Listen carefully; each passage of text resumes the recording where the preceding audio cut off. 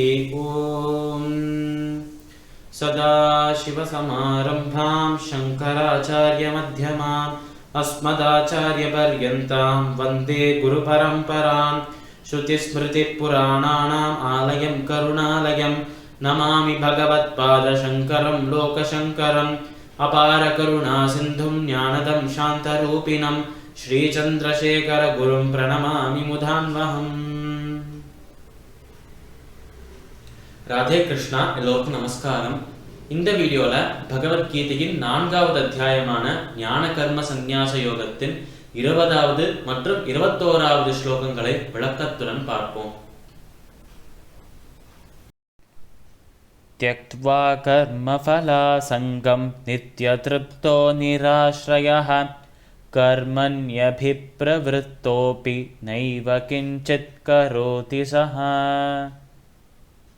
இந்த ஸ்லோகம் ஸ்ரீமத் பகவத்கீதையின் 4வது அத்தியாயமான ஞான கர்ம சந்நியாச யோகத்தின் 20வது ஸ்லோகம். இந்த ஸ்லோகத்தில் கிருஷ்ணர் அர்ஜுனனை பார்த்து சொல்றார், त्यक्त्वा कर्मफलासङ्गं नित्यतृप्तो निराश्रयः.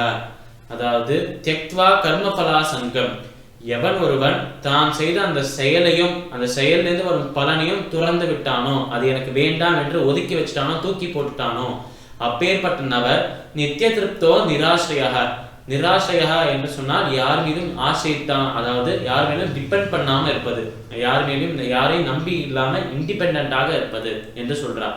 நிராශ්‍රயः நித்திய திருப்தோ என்று சொன்னாலே எப்பொழுதும் சதா சர்வ காலமும் அந்த பகவான் சிந்தனையிலே இருக்கிற, பகவத் சிந்தனையே இருந்து அவர் ஒருவரே கதி, அவர் ஒருவரே துணை, வேற யாரும் நம்மளுக்கு தேவையில்லை, அவருடன் இருந்தாலே போதும் என்று அந்த பகவானை நோக்கி மட்டுமே அந்த சிந்தனையை செலுத்துவது.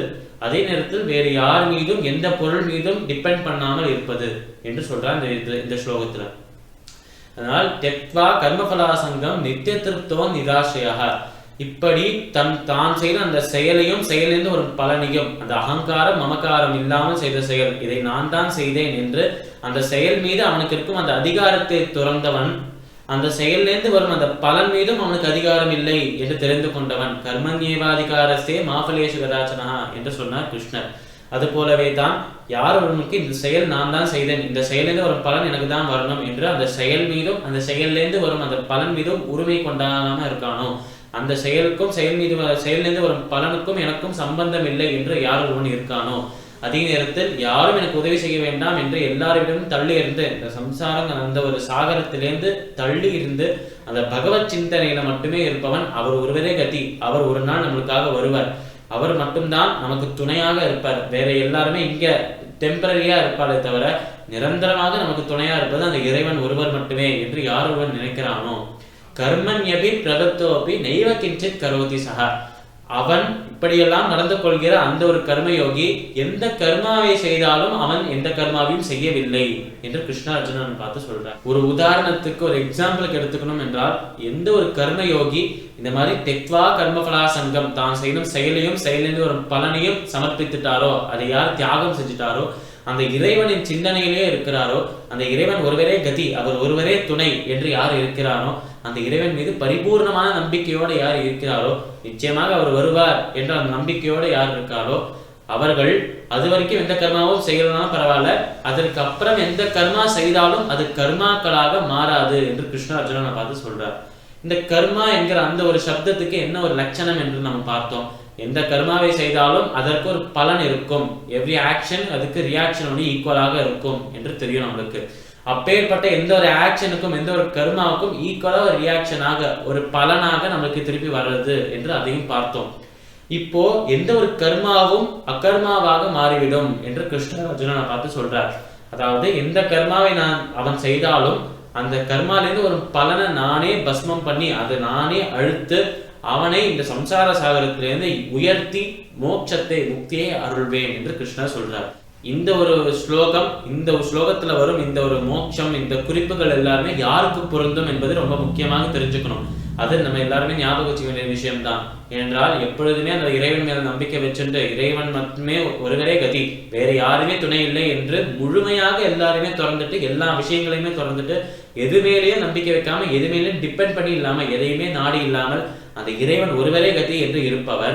இவர் மமகாரம் அகங்காரம் பற்றுகள் ஆசை இது எதுவுமே இல்லாமல் லோகக்ஷேமத்துக்காக மட்டுமே அந்த காரியத்தை செய்பவர், இந்த சாஸ்திரங்கள் வேதங்கள்ல சொல்லப்பட்டிருக்க கடமைகளை செய்கிறவர்கள், அப்பேற்பட்ட நபர்கள் எந்த காரியத்தை செய்தாலும் அது காரியங்களாக, அது கர்மாக்களாக கன்சிடர் பண்ணப்படாது, அது கர்மாக்களாக கருதப்படாது.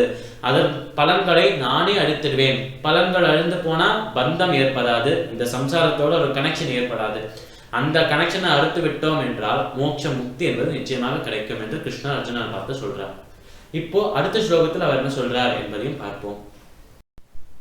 நிராசீர்யத சித்தாத்மா த்யக்த சர்வ பரிக்ரஹः ஷாரீரம் கேவலம் கர்ம குர்வன்னாப்னோதி கில்பிஷம். இந்த ஸ்லோகம் ஸ்ரீமத் பகவத்கீதையின் 4வது அத்தியாயமான ஞான கர்ம சந்நியாச யோகத்தின் 21வது ஸ்லோகம். இந்த ஸ்லோகத்தில் நம்ம கிருஷ்ணர் அர்ஜுனனை பார்த்து சொல்றார், நிராசீர் யத சித்தாத்மா த்யக்த சர்வ பரிக்ரஹः. போன ஸ்லோகத்தில் ஒரு கர்மயோகியின் அந்த ஒரு உதாரணத்தை பார்த்தோம். எந்த கர்மயோகி அகங்காரம், மமகாரம், பற்றுகள், ஆசை இது எதுவுமே இல்லாமல் அந்த இறைவன் ஒருவரே கதி என்று சொல்லி அனைத்தையும் துறந்து முற்றும் துறந்தவராக இருந்து அந்த இறைவனை மட்டுமே நம்பி அவர் மீது மட்டுமே கவனத்தை, அவர் மீது மட்டுமே சிந்தனையை செலுத்துகிறாரோ, அவர் ஒருவரே கதி, அவர் ஒருவரே துணை என்று யார் இருக்கிறாரோ அவருக்கு நிச்சயமாக பகவான் அந்த கர்மாக்கள் செய்யும் எந்த ஒரு கர்மாக்களுமே அந்த கர்மாவிலிருந்து ஒரு பலனை அழுத்து அந்த கர்மா எல்லாத்தையுமே அகர்மாவாக மாற்றி விடுவார் என்று பார்த்தோம். இப்போ அடுத்த ஸ்லோகத்தில், இந்த ஸ்லோகத்தில் அவர் சொல்றது இன்னொரு கர்மயோகியின் உதாரணம். அது வேற கர்மயோகி, இது வேற கர்மயோகி. ஆனா ரெண்டுத்தோட உதாரணமாக சொல்றார் நம்மளோட கிருஷ்ணர். நிராசீர் யத சித்தாத்மா த்யக்த சர்வ பரிக்ரஹः. நிராசீர் அதாவது எந்த ஒரு விஷயத்து மேலும் நாட்டம் இல்லாமல் இருப்பது, எந்த ஒரு விஷயத்து மேலும் இஷ்டம் இல்லாமல் இருப்பது, எதை பார்த்தாலும் இது வேண்டாம் இது வேண்டாம் என்று சொல்வது. ஏனென்றால் எல்லாமே மாயை தானே, இந்த மாயை எதுவுமே எனக்கு வேண்டாம், இந்த மாயைக்கு அப்பாற்பட்டவராக ஒருத்தர் இருக்காரே, இந்த மாயை எல்லாத்தையும் உருவாக்கின தலைவராக இறைவராக ஒருத்தர் இருக்காரே, அவர் ஒருவரே போதும் என்று எந்த ஒரு ஞானி, எந்த ஒரு யோகி நினைக்கிறாரோ, நிராசீர் யத சித்தாத்மா தன்னுடைய உடலையும் மனதையும் யார் கட்டுப்படுத்தி வச்சிருக்காரோ, யத சித்தாத்மா த்யக்த சர்வ பரிக்ரஹः தன்னோட புலன்கள் அனைத்தையுமே அடக்கி வைத்து அந்த புலன்களின் பொருட்களாக இருக்கும் புலன் நுகர் பொருட்கள், இந்த புலன் நுகர் பொருட்களை பத்தி அடுத்த வரும் ஸ்லோகங்கள்ல சொல்வார். இப்பொழுதுக்கு ரொம்ப சிம்பிளா தெரிஞ்சுக்கணும் என்றால், புலன்கள் என்று சொன்னா உதாரணத்துக்கு நம்ம காது, கண்ணு, மூக்கு, வாய் இது எல்லாமே புலன்களாக எடுத்துக்கலாம். இப்போ காது புலனாக இருந்தால் அந்த காது அனுபவிக்கும் பொருட்களுக்கு புலன் நுகர் பொருட்கள் என்று பெயர். புலன்களால் அனுபவிக்கப்படும், புலன்களால் அந்த ரசிக்கப்படும் பொருட்களுக்கு புலன் நுகர் பொருட்கள் என்று பெயர். காது இருக்கு என்றால் காதுக்கு ஒலிதான் புலன் நுகர் பொருள். இதே மூக்கு இருக்கு என்றால் அதற்கு அந்த வாசனை இருக்கே அதுதான் புலன் நுகர் பொருள். நாக்குக்கு சுவை, கண்ணுக்கு காட்சி.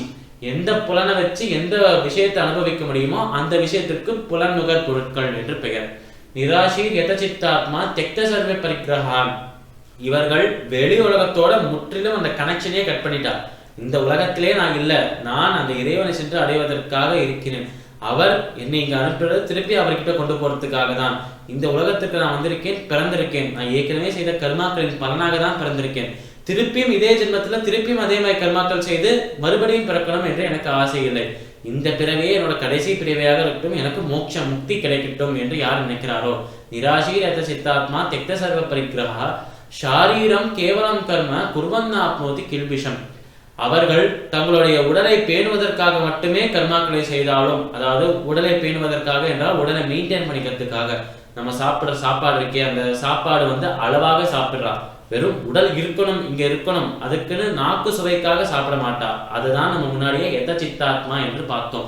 உடலையும் மனதையும் கட்டுப்படுத்தியவர்கள், புலன்களையும் புலனுகர் பொருட்களையும் ஃபில்டர் பண்ணி அதை கட்டுப்படுத்தி வச்சிருக்கிறவர்கள், கண்ட்ரோல்ல வச்சிருக்கிறவா என்று பார்த்தோம். நம்ம பல பேர் சாப்பிடுறது சுவைக்காக சாப்பிடுவோம். இது நல்லா இருக்கே, சுவை நல்லா இருக்கே, இன்னும் சாப்பிடலாமே என்று சாப்பிடுவோம். ஆனால் இப்பேற்பட்ட யோகிகள் தங்களுடைய உடலை பேணுவதற்காக, அதை மெயின்டைன் பண்றதுக்காக மட்டுமே சாப்பிடுவா. அதனால அளவா சாப்பிடுவா, கம்மியா சாப்பிடுவா, அந்த சாத்விகமான உணவை மட்டும் சாப்பிடுவா.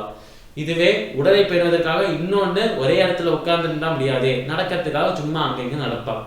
அப்படி உடலை பேணுவதற்காக எந்தெந்த விஷயங்கள் எல்லாம் செய்யணுமோ, உடல் இருக்கணும் என்றால் எந்தெந்த விஷயம் அவசியமோ அதை மட்டுமே அவர் செய்தாலும், அந்த விஷயங்களை மட்டுமே அவர் செய்து கொண்டே இருந்தாலும் அவருக்கு மோட்சம் என்பது நிச்சயமாக கிடைக்கும்.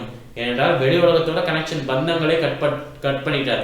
அகங்காரம், மமகாரம், பற்றுகள், ஆசை இல்லாமல் இருக்கார். எந்த செயலை செய்தாலும் அதை உடலை பார்த்துக் கொள்வதற்காக தான், அந்த உடலை பேணுவதற்காக தான் அவர் செய்யறாரே தவிர உடலால் அனுபவிக்கிறதுக்காக அவர் செய்யல. அந்த அனுபவம் என்கிற அந்த விஷயத்து மேல சுத்தமா அவருக்கு நாட்டம் இல்லாததுனால, நிராசியாக எதிலையுமே நாட்டம் இல்லாதவராக, இஷ்டம் இல்லாதவராக இருக்கிறதுனால, இவர் உடலை பேணுவதற்காக கர்மாக்களை செய்து கொண்டே இருந்தாலும் பரவாயில்ல, அவருக்கு மோட்சங்களை அளிப்பேன் என்று கிருஷ்ணர் அர்ஜுனனை பார்த்து சொல்றார். இப்பேற்பட்ட ஒரு நபருக்கு திருப்பி பிறவி, மறுபிறவி என்பது கிடையவே கிடையாது என்று கிருஷ்ணர் அர்ஜுனனை பார்த்து சொல்றார். பகவத்கீதையின் 4வது அத்தியாயமான ஞான கர்ம சந்நியாச யோகத்தின் 20வது மற்றும் 21வது ஸ்லோகங்களின் விளக்கம் இதுவே. சமஸ்தலோகாஹ சுகினோ பவந்து. சர்வம் ஸ்ரீ கிருஷ்ணார்ப்பணமஸ்து.